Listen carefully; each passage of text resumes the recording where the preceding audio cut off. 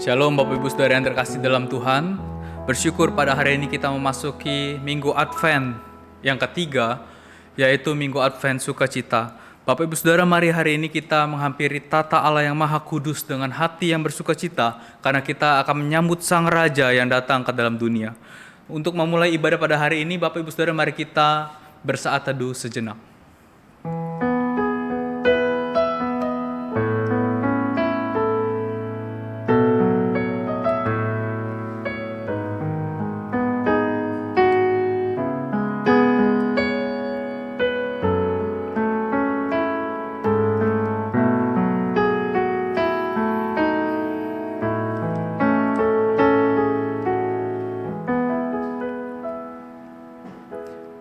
Amin. Panggilan ibadah terambil dari Mazmur 105 ayat yang pertama hingga yang kedua. Bersyukurlah kepada Tuhan, serukanlah namanya, perkenalkanlah perbuatannya di antara bangsa-bangsa. Bernyanyilah baginya, bermazmurlah baginya, percakapkanlah segala perbuatannya yang ajaib. Bapak Ibu Saudara, mari kita memuji Tuhan. Kita naikkan sebuah pujian, dengar malak memuji. KPK 91.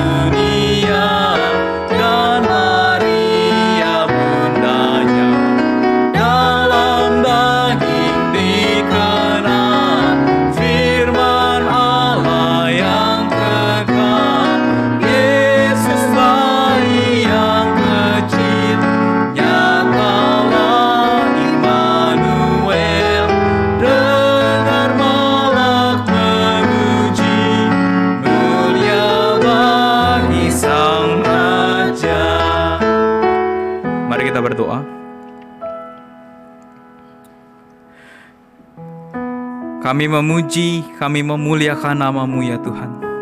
Sebab Engkaulah Allah Juru Selamat kami. Sebab Engkaulah Allah penebus kami. Dan kami bersyukur Engkau mau datang ke dalam dunia. Kami percaya bahwa Engkau mengasihi setiap kami, anak-anak-Mu di dalam dunia. Karena itu Tuhan, kami hari ini ingin senantiasa terus bernyanyi, memuji dan meninggikan nama Tuhan. Kiranya Tuhan disenangkan melalui setiap puji-pujian kami. Biar pada hari ini kami boleh berbakti, beribadah kepada Tuhan dengan sungguh-sungguh. Terima kasih Tuhan, kami serahkan kebaktian ini ke dalam tangan kasih Tuhan. Biar Tuhan yang memimpin dari awal, pertengahan hingga akhirnya. Dalam nama Tuhan Yesus kami berdoa dan mengucap syukur. Amin. Bapak Ibu Saudara, dengarlah ayat pengakuan dosa yang terambil dari Mazmur 38 ayat yang ke-18 sampai 19.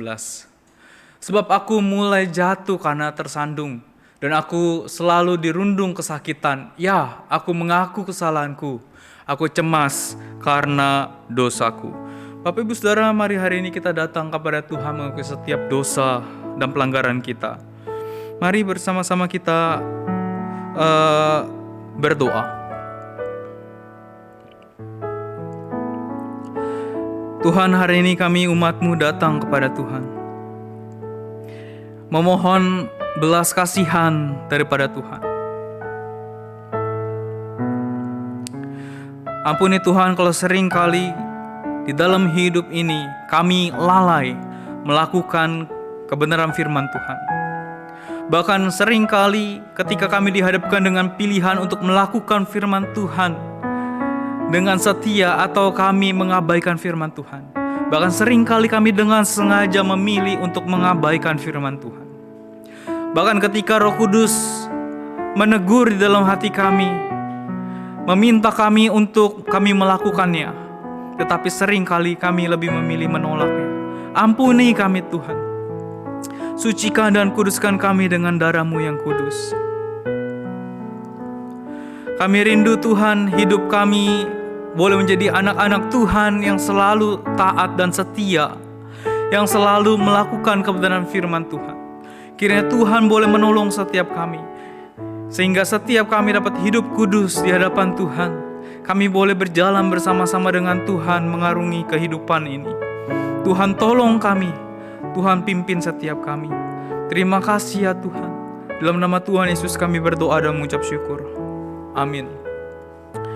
Bapak Ibu Saudara, dengarlah ayat pengampunan dosa yang terambil dari 2 Korintus 5 ayat 21. Dia yang tidak mengenal dosa telah dibuatnya menjadi dosa karena kita, supaya dalam Dia kita dibenarkan oleh Allah. Bapak Ibu Saudara, setiap kita yang sudah dibenarkan oleh Tuhan, mari setiap kita bersyukur kepada Tuhan dan mengambil sebuah tekad untuk menjadi saluran berkat Tuhan. Kita naikkan pujian ini, KPK 326, jadikan aku saluran berkat.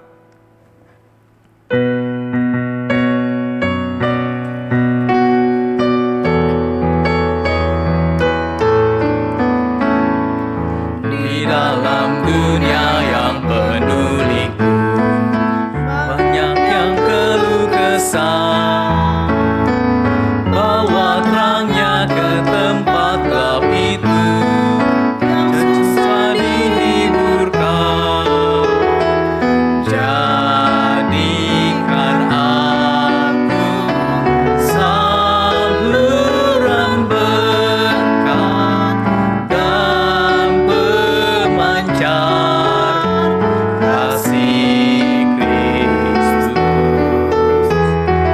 Dengar doaku dan jadikanku saluran berkat bagi umat-Nya. Beritakan tentang kasih Tuhan, tentang pengampunan-Nya. Bawalah mereka kepada-Nya dengan saksi hidupmu.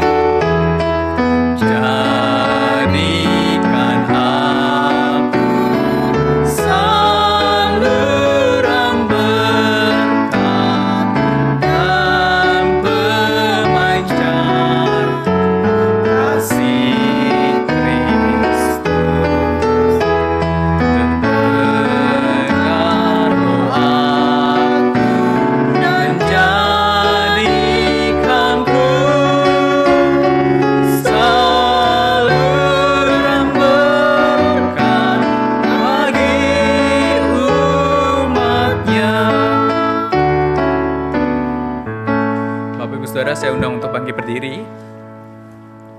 Bersama gereja di segala abad dan tempat, mari kita mengikrarkan pengakuan iman kita, pengakuan iman rasuli.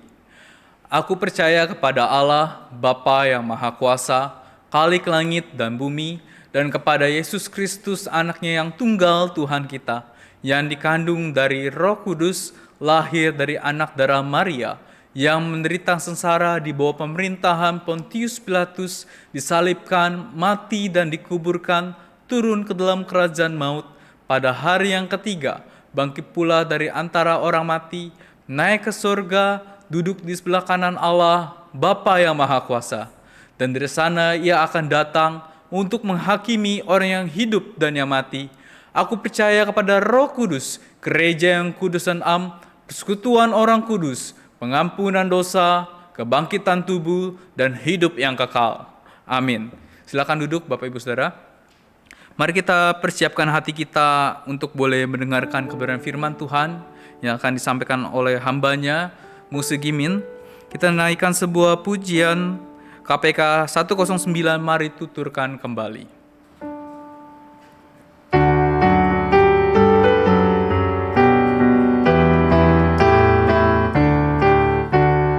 Mari tuturkan kembali.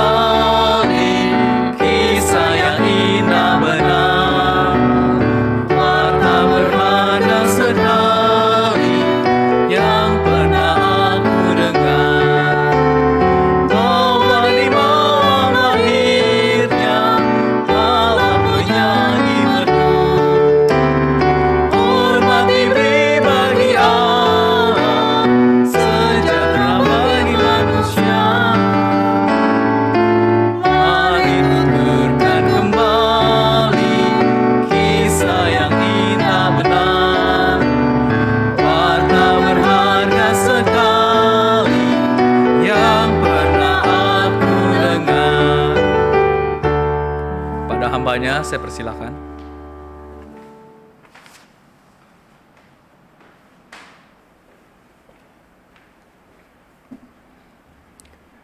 Selamat pagi jemaat yang dikasihi Tuhan. Mari kita berdoa sebelum mendengar firman Tuhan. Bapa kami yang di surga, di pagi ini kami datang kepadamu. Kami datang kepadamu dengan hati yang rindu untuk berjumpa dengan Engkau. Kami bersyukur Tuhan, dari mulai ibadah ini kami sudah boleh memuji, menyembah Engkau. Kami boleh menaikkan segala pujian yang mengagungkan kemuliaan-Mu di dalam kehidupan kami. Bapa, kami percaya Tuhan bersama dengan kami. Terlebih-lebih pada waktu ini kami ingin mendengarkan firman-Mu. Kami datang kepadamu dengan hati yang rindu akan firman-Mu. Kami datang kepadamu dengan hati yang haus akan firman-Mu. Berbicaralah kepada kami Bapa, supaya melalui perenungan firman ini kami diubahkan sekali lagi, sehingga hidup kami boleh menjadi pelaku dari firman-Mu. Bapa, biarlah Engkau sendiri memakai hamba-Mu dengan segala keterbatasannya, supaya firman-Mu boleh diberitakan dengan jelas, dengan detail, sehingga jemaat-Mu mengerti. Roh Kudus bekerja di tengah-tengah jemaat yang menggerakkan hati mereka untuk meresponi firman Tuhan. Terima kasih Bapa, kami percaya Tuhan bersama dengan kami. Demi nama Tuhan Yesus kami bersyukur dan berdoa. Amin. Bapak Ibu sekalian, kita tahu di tengah-tengah kehidupan kita itu banyak pergumulan. Apa yang dapat membuat kita bertahan di tengah pergumulan hidup kita? Jawabannya adalah pengharapan. Pada waktu ada pengharapan, itu pasti ada jawaban. Nah, kita senantiasa menanti pengharapan itu datang. Jika kita sakit, kita berharap untuk cepat-cepat sembuh. Jika kita menghadapi pergumulan di tengah-tengah masalah keluarga, kita berharap bahwa badai masalah ini akan segera berlalu. Apalagi di masa-masa pandemi ini, di tengah-tengah merebaknya virus COVID-19 ini yang sangat, boleh dikatakan makin hari, makin lama, makin tinggi angkanya. Kita berharap dan senantiasa kita berdoa kepada Tuhan, semoga virus ini boleh cepat-cepat musnah. Lalu kita juga berharap apa? Kita berharap semoga vaksin itu cepat ditemukan. Nah, dari pengharapan-pengharapan ini kita boleh menyaksikan di tengah-tengah kehidupan kita pergumulan demi pergumulan ada, tetapi pengharapan itu senantiasa kita tunggu-tunggu di dalam hidup ini. Pagi ini ada seorang tokoh Alkitab yang juga diceritakan dia hidup di dalam penantian. Dia adalah Simeon. Simeon adalah tokoh Alkitab yang jarang diangkat ataupun ditulis oleh penulis-penulis Alkitab. Dan Lukas menulis tentang Simeon dari 4 kitab sinoptik yang pertama, yaitu Matius, Markus, Lukas, Yohanes. Hanya satu-satunya buku yang menulis tentang Simeon adalah Lukas. Dan Lukas menulis tentang Simeon ini dengan demikian indahnya. Pada pagi ini saya ingin mengajak saudara-saudaraku untuk melihat Lukas pasal 2 ayat 21 sampai 32. Lukas pasal 2 ayat 21 sampai 32. Saya bacakan buat saudara-saudara semuanya. Dan ketika genap 8 hari, dan ia harus disunatkan, ia diberi nama Yesus, yaitu namanya disebut oleh malaikat sebelum ia dikandung ibunya. Dan ketika genap waktu pentahiran menurut hukum Taurat Musa, mereka membawa dia ke Yerusalem untuk menyerahkannya kepada Tuhan. Seperti ada tertulis dalam hukum Tuhan, semua anak laki-laki sulung harus dikuduskan bagi Allah. Dan untuk mempersembahkan korban menurut apa yang difirmankan dalam hukum Tuhan, yaitu sepasang burung tekukur atau 2 ekor anak burung merpati. Adalah di Yerusalem seorang bernama Simeon. Ia seorang yang benar dan saleh yang menantikan penghiburan bagi Israel. Roh Kudus ada di atasnya, dan kepadanya telah dinyatakan oleh Roh Kudus bahwa ia tidak akan mati sebelum ia melihat Mesias, yaitu dia yang diurapi Tuhan. Ia datang ke bait Allah oleh Roh Kudus ketika Yesus anak itu dibawa masuk oleh orang tuanya untuk melakukan kepadanya apa yang ditentukan hukum Taurat. Ia menyambut anak itu dan menatangnya sambil memuji Allah, katanya, "Sekarang Tuhan, biarkanlah hamba-Mu ini pergi dalam damai sejahtera sesuai dengan firman-Mu. Sebab mataku telah melihat keselamatan yang daripada-Mu, yang telah Engkau sediakan di hadapan segala bangsa, yaitu terang yang menjadi pernyataan bagi bangsa-bangsa lain dan menjadi kemuliaan bagi umat-Mu Israel." Nah, dari pembacaan firman ini kita tahu bahwa ketentuan hukum Taurat pada saat itu, Maria dan Yusuf harus membawa bayi Yesus itu ke bait Allah di Yerusalem untuk disunat pada hari yang ke-8. Nah, kisah Yesus di bait Allah ternyata bukan cuma sekedar satu acara yang hanya menjadi kisah penyerahan anak sulung laki-laki oleh orang tuanya kepada Allah. Karena di bait Allah itu sudah ada orang yang memang sedang menanti-nantikan pengenapan janji Allah atas Israel. Jadi kita boleh menyaksikan bahwa kalau bagi Maria, bagi Yusuf, itu cuma hanya satu acara penyerahan Yesus kepada Allah. Tetapi sebenarnya skenario yang terpenting bukan itu. Di sana ada seorang yang bernama Simeon yang sedang menanti-nantikan pengharapan itu, pengenapan janji itu. Simeon sudah diberitahukan, sebelum kamu meninggal kamu akan menyaksikan akan Mesias yang datang itu. Itu satu hal yang indah sekali. Siapakah Simeon sebenarnya? Kalau kita melihat catatan sejarah mengenai Simeon itu tidak banyak.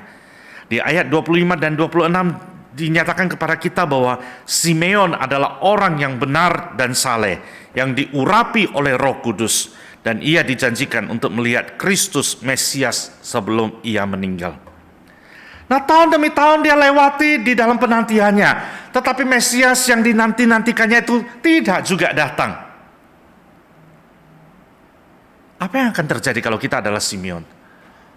Mungkin kita akan mengatakan, wah, aku sudah menanti bertahun-tahun, tahun demi tahun berlalu, tahun demi tahun lewat begitu saja. Lalu Tuhan seakan-akan, benar gak sih penantian itu? Benar gak sih janjinya itu? Ya kan, tetapi Simeon tidak mempunyai pemikiran seperti itu. Apa yang dilakukan Simeon, yaitu Simeon tetap percaya, Simeon tetap menunggu akan janji dan kasih Allah. Di sana dikatakan bahwa Simeon adalah orang yang setia, orang yang benar, orang yang saleh, dan orang yang diurapi oleh Roh Kudus. Dan pada hari itu Allah menggenapi janjinya, di mana Simeon berkesempatan untuk melihat keselamatan dijanjikan Allah bagi umatnya. Pada waktu Yusuf dan Maria membawa masuk Yesus ke dalam bait Allah, Simeon mengetahui dengan jelas bahwa bayi yang dibawa mereka itu adalah Yesus Sang Juru Selamat. Di Alkitab tidak mengatakan bahwa Yusuf dan Maria membawa masuk dan mengatakan dan memperkenalkan Yesus itu kepada Simeon. Tidak. Tetapi pada waktu mereka masuk, Simeon langsung tahu. Simeon digerakkan oleh Roh Kudus, diberitahukan oleh Roh Kudus bahwa inilah Mesias yang dinanti-nantikannya. Satu hal yang sangat indah sekali. Pada waktu kita menanti-nanti, lalu pengharapan itu datang. Kita menanti-nanti, dan janji itu ditepati. Nah, inilah ekspresi dari Simeon. Simeon mengungkapkan sukacitanya itu. Ya kan? Karena Yesus Sang Juru Selamat yang akan memberikan penghiburan besar bagi Israel itu, yang sudah dinubuatkan di zaman Nabi Yesaya. Itu tertulis di kitab Yesaya pasal 40. Dan pengharapan itu sudah datang. Penantian bertahun-tahun tidak sia-sia. Ia menyambut kedatangan bayi Kristus tersebut dengan perasaan syukur dan sukacita. Dan kita melihat melalui ungkapan doanya itu, melalui ungkapan syukurnya itu kepada Tuhan. Ya kan, sampai dia berani mengatakan, biarkanlah hamba-Mu ini pergi dalam damai sejahtera sesuai dengan firman-Mu, sebab mataku telah melihat keselamatan yang daripadamu. Dia menanti-nantikan sepanjang bertahun-tahun tersebut, lalu dia mendapatkan penglihatan itu, yang apa yang dijanjikan itu, apa yang ditunggu itu terjadi. Lalu dia katakan kepada Tuhan, hidupku sudah puas, ayo jemput aku pulang. Satu hal yang indah sekali. Apa yang kita pelajari dari kejadian ini, Bapak Ibu sekalian? Yang pertama kita belajar apa? Simeon menanti dengan tekun. Kenapa dikatakan dengan tekun? Dia menanti bertahun-tahun tanpa ada komplain kepada Tuhan. Tuhan, berapa lama lagi kah? Tuhan, masih lamakah? Di Alkitab tidak pernah mencatat tentang hal itu. Dia mengenal Allah yang dia sembah, dia mengenal Allah yang dia percaya itu adalah Allah yang setia, Allah yang memegang janjinya, Allah yang tidak akan pernah mengecewakan dia. Walaupun menanti selama bertahun-tahun, dia nantikan itu semuanya dengan setia. Ia percaya sepenuhnya kepada janji Tuhan. Ia mempunyai iman yang teguh. Bagaimana dengan kita, jemaat yang dikasihi Tuhan? Selama hidup kita mungkin seperti Simeon yang juga menanti-nantikan sesuatu. Kita juga menanti-nantikan harapan untuk masa depan. Apa yang terjadi kepada kehidupan kita, masa depan kita bagaimana. Di tengah-tengah masa pandemi ini apa yang akan terjadi. Apakah 2 bulan kemudian pandemi ini akan selesai, virus ini akan mati. Apakah Januari vaksin ini akan ditemukan. Sudah ditemukan ya, mereka katakan sudah ditemukan. Tetapi apakah vaksin itu efektif di dalam tubuh pada waktu disuntikan ke dalam tubuh ini? Kita menanti-nanti seperti Simeon yang menanti. Ya kan, mungkin Anda menanti apa yang akan terjadi dengan kehidupan Anda.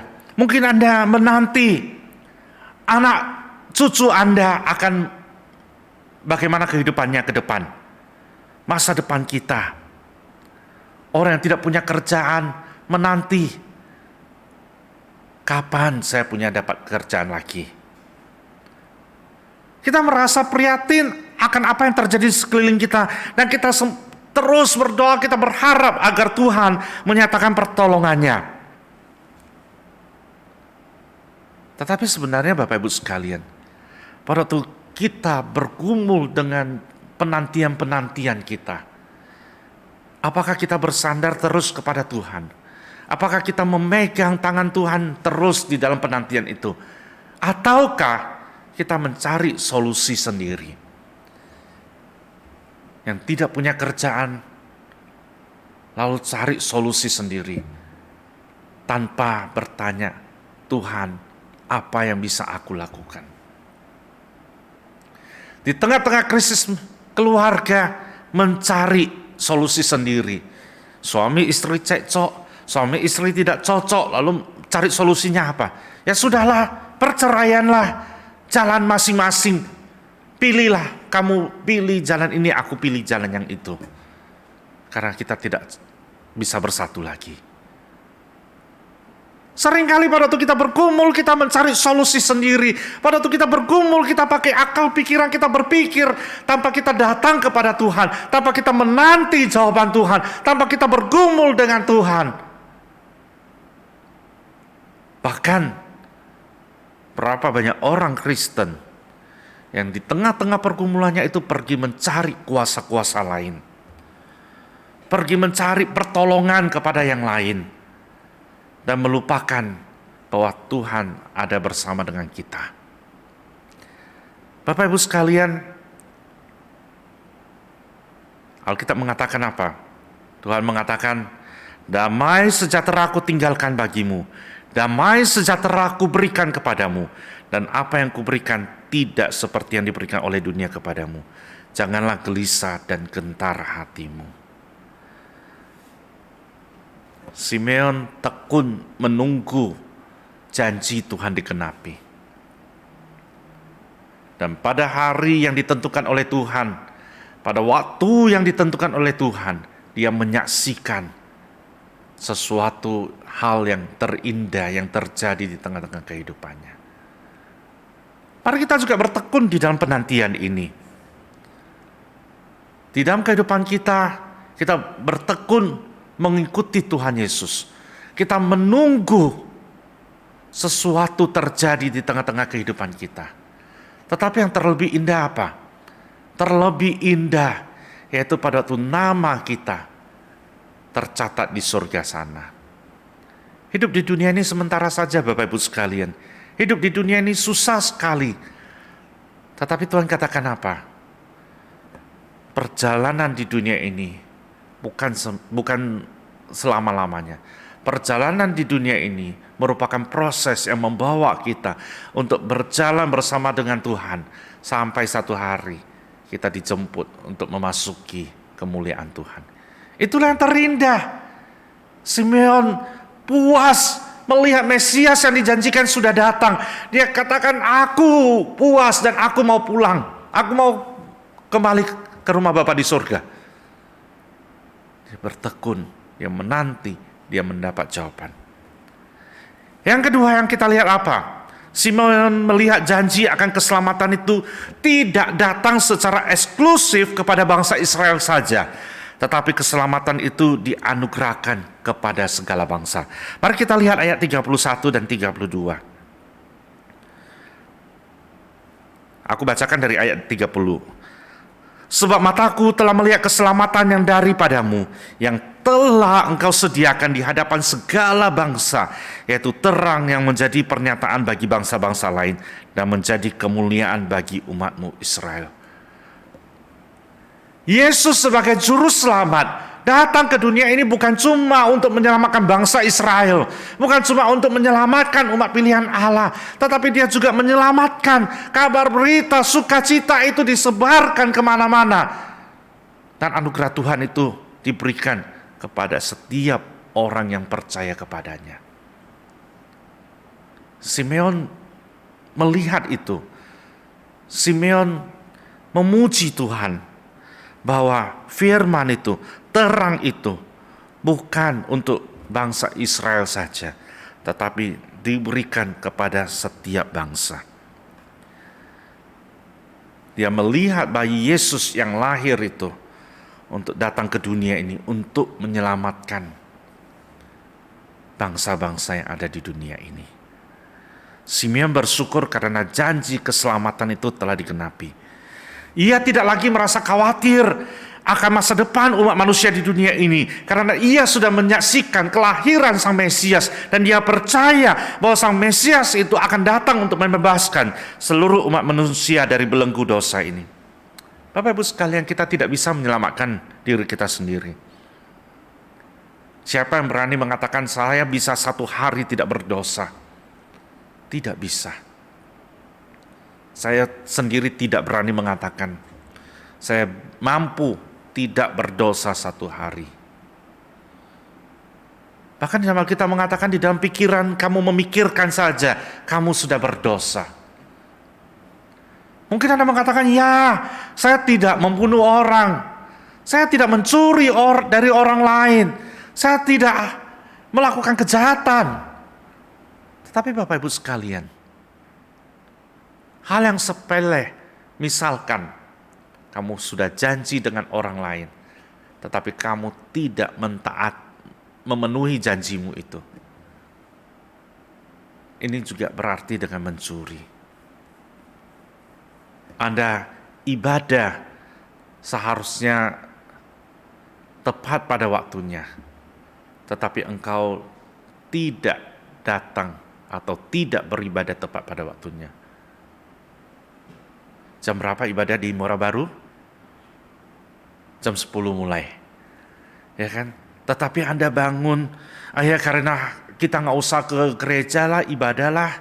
Ya kan, sekarang ibadah di rumah. Jam 9.50 baru bangun aja deh. Masih ada 10 menit. Ya kan? Masih ada 10 menit. Saya santai-santai aja. Pokoknya saya udah bangun, saya masih duduk di tempat tidur, TV di depan tempat tidur.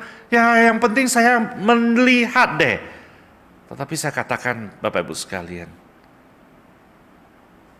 itu juga dosa. Karena kamu tidak beribadah dengan baik kepada Tuhan. karena kamu tidak hormat kepada Tuhan. Zaman sekarang, ibadah di rumah, saya bisa duduk, oke lah duduk lah ya, kita katakan duduk. Kita pakai baju yang sudah bagus, kita duduk dengan hikmat. Tapi pada waktu ibadah, tiba-tiba perut ini keroncongan. Mungkin Anda memikirkan, ya nggak apa-apa lah ya, saya ke dapur bentar ya, saya ambil makanan kecil, saya buatkan kopi, lalu saya akan kembali duduk lagi mendengar firman Tuhan. Nah Bapak Ibu sekalian, itu juga sebuah dosa. Ya kan, karena kamu apa? Mencuri waktunya Tuhan.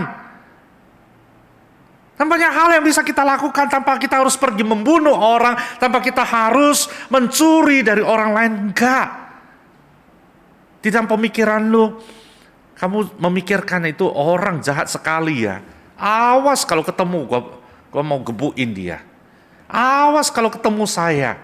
Nah pada waktu kamu berpikir seperti itu, engkau sudah berdosa. Engkau sudah membunuh orang dengan pemikiran-pemikiranmu. Pada waktu engkau mulai merencanakan, engkau sudah berdosa. Nah inilah kehidupan kita. Kita tidak bisa melepaskan diri kita dari dosa ini. Kita tidak bisa mengatakan, saya mampu, saya kuat. Saya dulu berpikir juga, melakukan perbuatan baik itu bisa menyelamatkan saya. Melakukan perbuatan baik itu bisa menolong saya untuk menebus dosa-dosa saya. Untuk membawa suatu karma yang baik itu membawa saya ke surga. Dan saya temukan itu satu kesalahan yang besar sekali. Karena hari ini saya bisa melakukan hal yang benar, tetapi besoknya gue melakukan hal yang salah lagi. Jadi pada waktu ditimbang, apa yang menjadi timbangan itu? Kita tidak bisa menimbang hal itu. Karena bagaimana dosa pun itu lebih besar daripada apa yang bisa kita tebus kembali. Dan boleh dikatakan tidak bisa ditebus oleh apapun. Bahkan engkau punya banyak uang pun engkau tidak bisa katakan aku mau menebus dosa saya dengan uangku. Di surga uangmu tidak berarti apa-apa Bapak Ibu sekalian. Yang berarti apa? Pada waktu kehidupan ini kita punya Tuhan Yesus. Pada waktu kehidupan ini kita terima Tuhan Yesus. Anda punya Tuhan Yesus? Mungkin Anda menjawab, iyalah Musa. Saya dari udah berapa tahun yang lalu saya datang ke gereja. Mungkin ada yang mengatakan, iyalah Musa, saya kan lahir dari keluarga Kristen. Tetapi Bapak Ibu sekalian, kehadiranmu di dalam gereja bertahun-tahun, kelahiranmu di tengah-tengah keluarga Kristen, tidak menjamin bahwa kamu akan diselamatkan. Karena apa? Karena keselamatan itu adalah hubungan antara kamu secara pribadi dengan Tuhan Yesus. Kamu menerima Tuhan Yesus secara pribadi. Kamu diubahkan melalui keintiman antara engkau dengan Tuhan Yesus. Papa mama tidak bisa menyelamatkan kita. Uang tidak bisa menyelamatkan kita. Apalagi sahabat tidak bisa menyelamatkan kita. Tetapi hanya satu-satunya Tuhan Yesus yang bisa menyelamatkan kita. Dan Tuhan Yesus sudah lahir 2000-an tahun yang lalu. Kita tahu ceritanya. Setiap Natal kita lewati, kita dengar cerita tentang kelahiran Tuhan Yesus. Tetapi tolong tanya, apakah Tuhan Yesus pernah lahir di hatimu? Apakah Tuhan Yesus itu betul-betul hidup di dalam kehidupanmu? Ataukah orang lain mengatakan, ini orang Kristen, tetapi sikapnya, perbuatannya itu menjengkelkan sekali. Namanya orang Kristen, tetapi menipu sana sini. Namanya orang Kristen, tetapi malesnya nggak ketolongan. Itu berarti engkau tidak punya Tuhan Yesus di dalam hidupmu. Berarti engkau belum betul-betul mengalami Tuhan Yesus di dalam hidupmu. Alkitab juga mengatakan ya, banyak orang yang akan mengatakan, aku percaya, aku kenal engkau, ya kan, yang memanggil-manggil nama Tuhan Yesus. Tetapi Tuhan katakan apa? Aku tidak mengenal engkau. Betapa tragisnya kalau satu hari, waktunya kita meninggal, kita di hadapan Tuhan, kita katakan, aku kenal engkau Tuhan, aku datang ibadah, tapi Tuhan katakan, aku tidak mengenal engkau, karena engkau tidak pernah menerima aku sebagai juru selamat pribadimu. Nah, Bapak Ibu sekalian,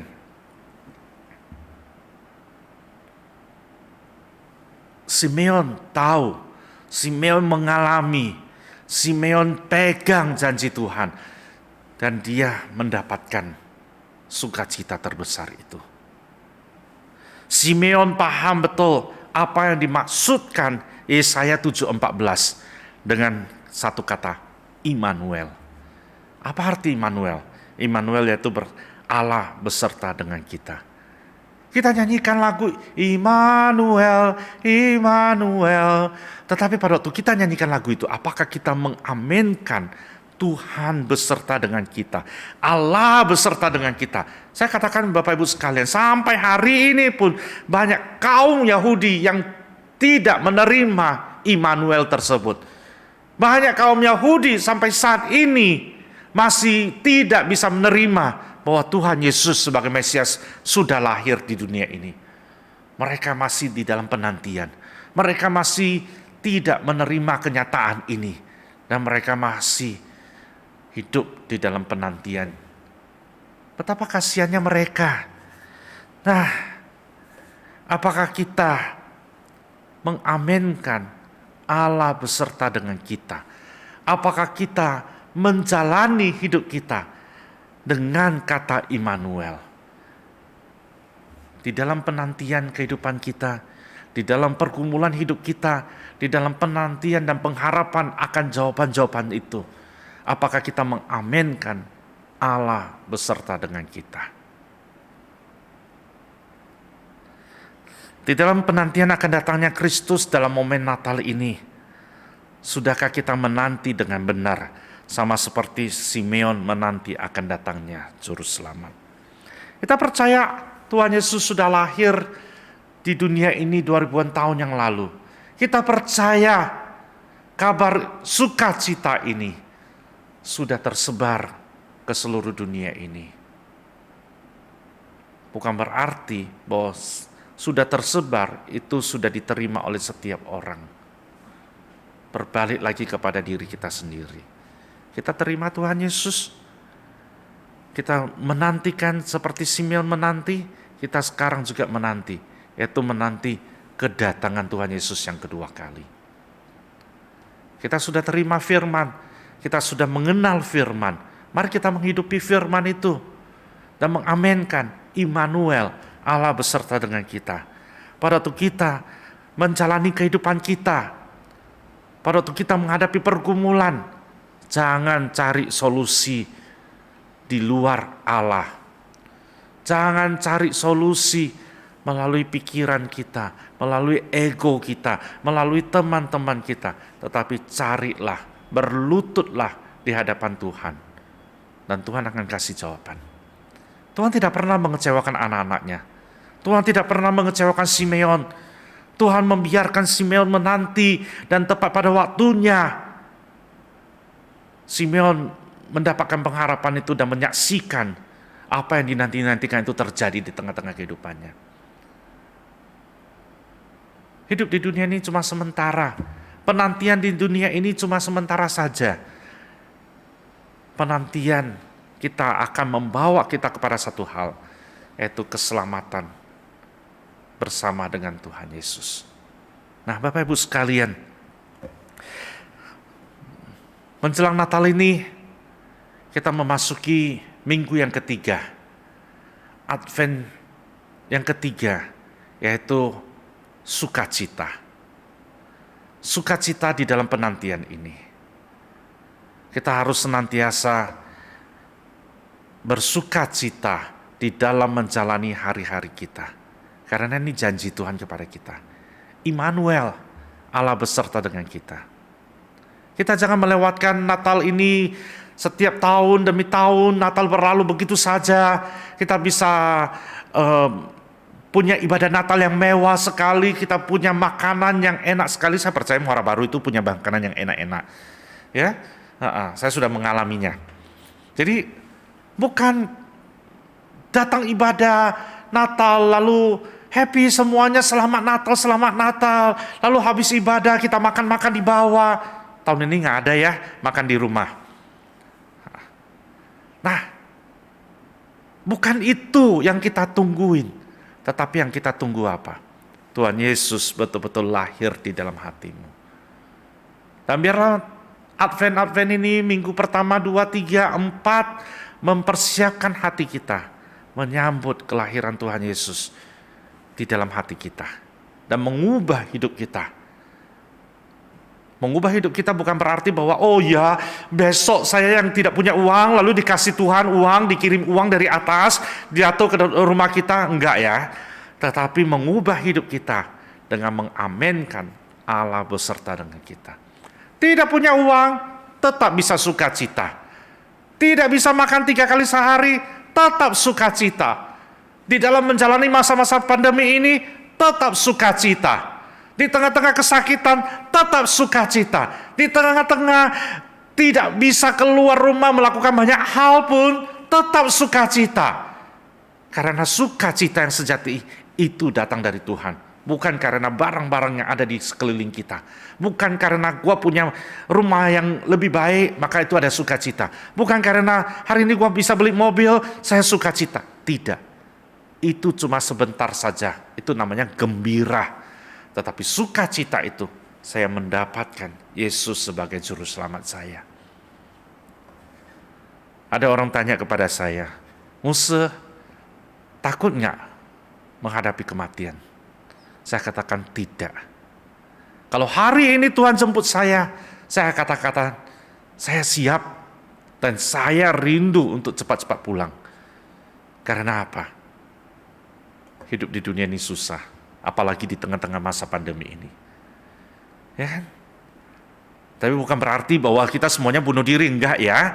Kita tunggu waktunya Tuhan. Sambil menunggu waktunya Tuhan itu, kita jalani bersama Tuhan. Kita amenkan Allah Immanuel itu. Allah yang beserta dengan kita. Situasi dunia ini tidak mengubah sukacita kita. Dunia ini tidak membawa sukacita sejati buat kita. Tetapi Tuhan yang membawa sukacita sejati buat kita. Anda mau menerima sukacita sejati ini di dalam masa-masa penantian akan kedatangan Tuhan Yesus yang kedua kali? Jangan lewatkan Natal ini dipengaruhi oleh suasana sekeliling kita. Jangan nanti-nantikan Natal ini dengan perayaan-perayaan di mall. Jangan nantikan Natal ini dengan hadiah-hadiah Natal. Tidak. Karena hadiah yang terbesar Tuhan sudah berikan buat kita. Mari kita siapkan hati kita. Natal, yaitu kehadiran Allah sendiri di dalam kehidupan ini. Amin, Bapak Ibu sekalian. Saya percaya Allah bersama dengan Anda semuanya. Mari kita berdoa. Terima kasih Tuhan, Simeon menanti dengan tekun dan dia mendapatkan apa yang dia tunggu-tungguin. Yaitu kehadiran Tuhan Yesus. Di hadapan matanya dia menyaksikan sendiri, dia mengalami sendiri, dan dia katakan, aku bersyukur Tuhan, sudah waktunya aku pulang kembali ke rumahmu. Nah Bapa kami yang di surga, kami mau menyerahkan setiap jemaat yang ada di Muara Baru ini ke dalam tangan Tuhan. Tuhan pimpin mereka, Tuhan berkati mereka.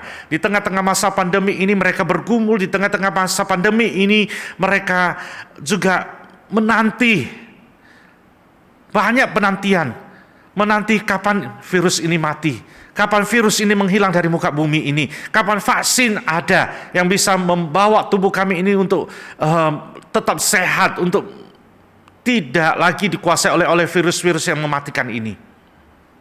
Tuhan, kami percaya bukan penantian-penantian yang demikian itu merupakan penantian yang sepele bagi Tuhan.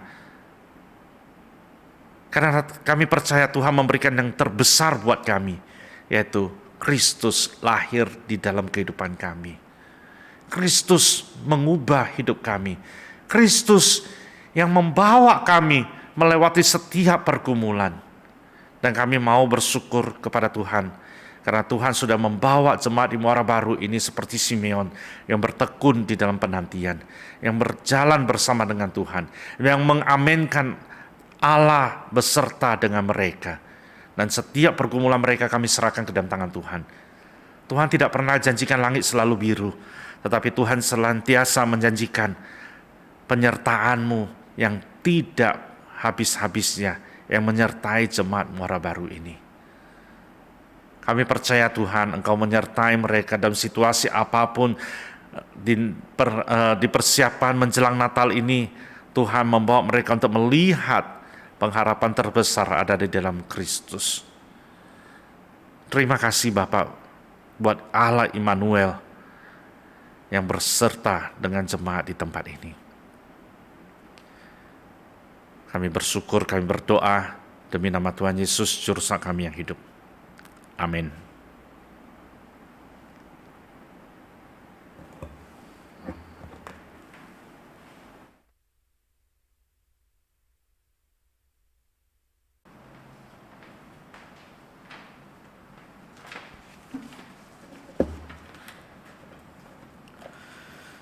Bersyukur Bapak Ibu Saudara untuk kebenaran firman Tuhan yang sudah disampaikan kepada setiap kita. Bapak Ibu Saudara, mari kita meresponi kebenaran firman Tuhan dengan mempersembahkan yang terbaik bagi Tuhan. Persembahan Bapak Ibu Saudara dapat dilakukan dengan beberapa cara. Yang pertama, Bapak Ibu Saudara dapat melakukan scan barcode di layar yang ditampilkan di device Bapak Ibu Saudara, TV atau handphone. Kemudian Bapak Ibu Saudara dapat juga melakukan transfer dengan rekening yang sudah tertara di layar Bapak Ibu Saudara. Dan kemudian Bapak Ibu Saudara juga dapat datang ke gereja langsung setelah ibadah selesai dan memberikan persembahan langsung di sana. Mari Bapak Ibu Saudara, untuk mengiringi persembahan kita pada hari ini, kita naikkan sebuah pujian, Beritakanlah di Gunung.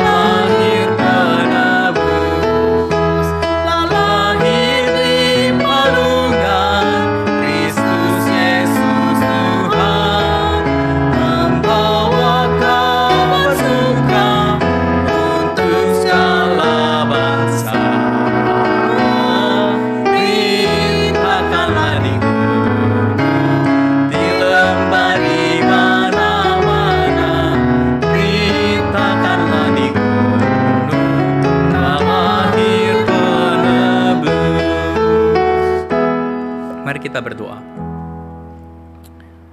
Kami bersyukur untuk anugerah Tuhan di dalam kehidupan setiap kami. Engkau mau lahir ke dalam dunia, menebus dosa setiap kami. Dan Tuhan, sebagai ucapan syukur kami kepada Tuhan, hari ini kami memberikan persembahan. Kiranya Tuhan boleh memakai persembahan ini untuk pekerjaan tangan Tuhan.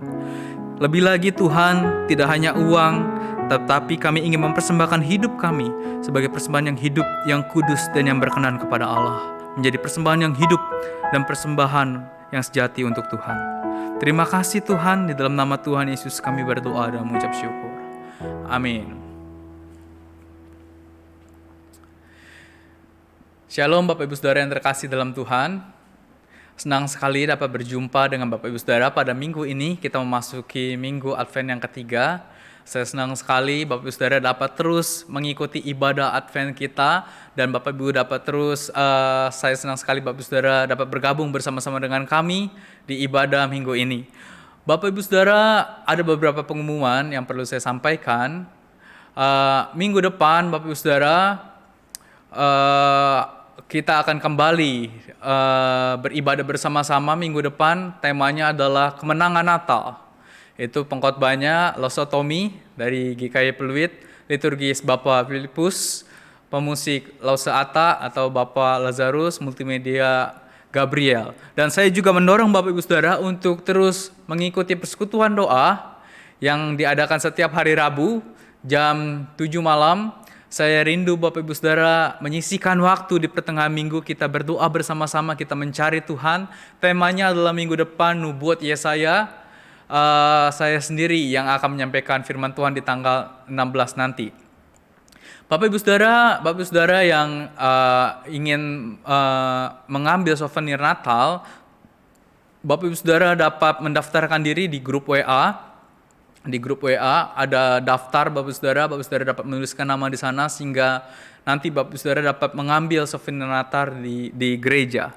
Nah, itu saja pengumuman dari saya Bapak Ibu Saudara. Kita akan berdoa untuk beberapa hal.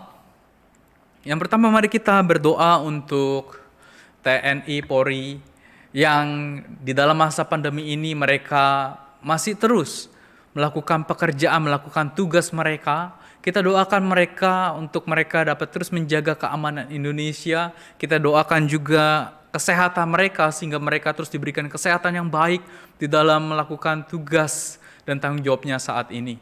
Kita berdoa juga untuk persiapan Natal yang tengah dilakukan oleh gereja kita. Kiranya Tuhan boleh menolong setiap persiapan Natal yang ada sehingga di hari Natal nanti setiap kita dapat beribadah bersama-sama.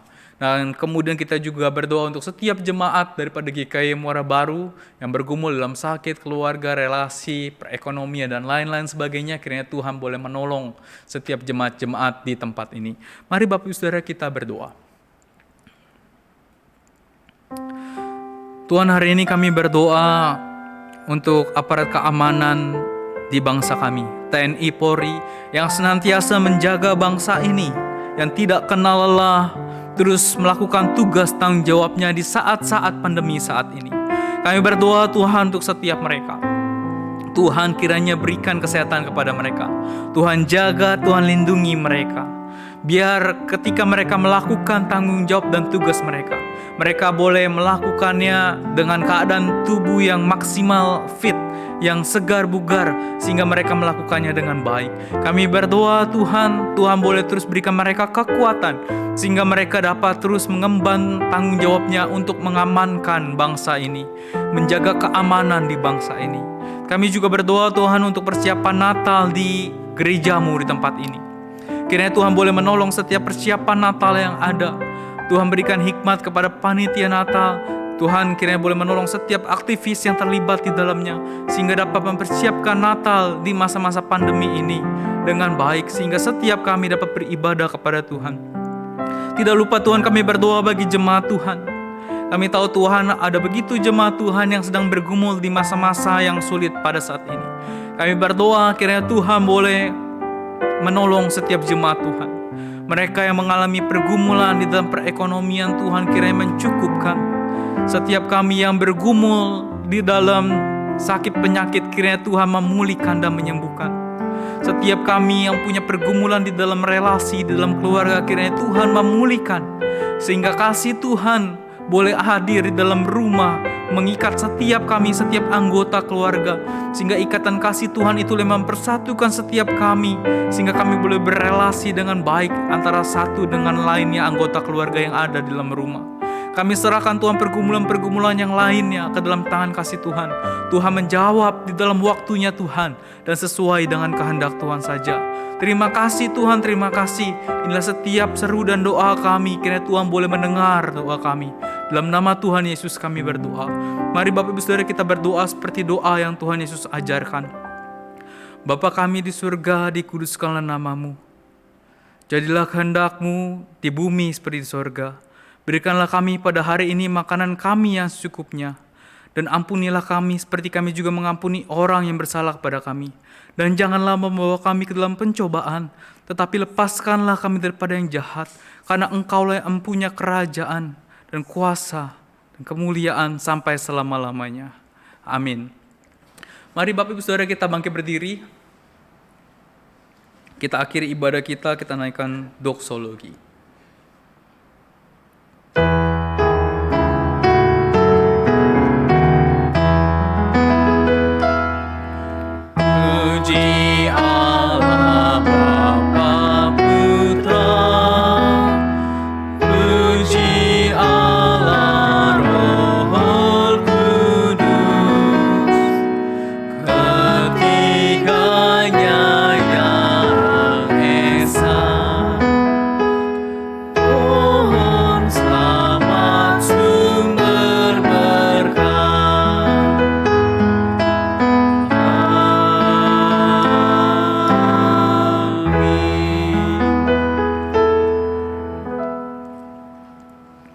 Bapak Ibu Saudara, di akhir ibadah pada saat ini terimalah berkat daripada Tuhan. Kiranya kasih daripada Allah Bapa, keselamatan daripada Kristus Yesus, pimpinan penyertaan daripada Roh Kudus menyertai setiap kita mulai hari ini sampai selama-lamanya. Amin.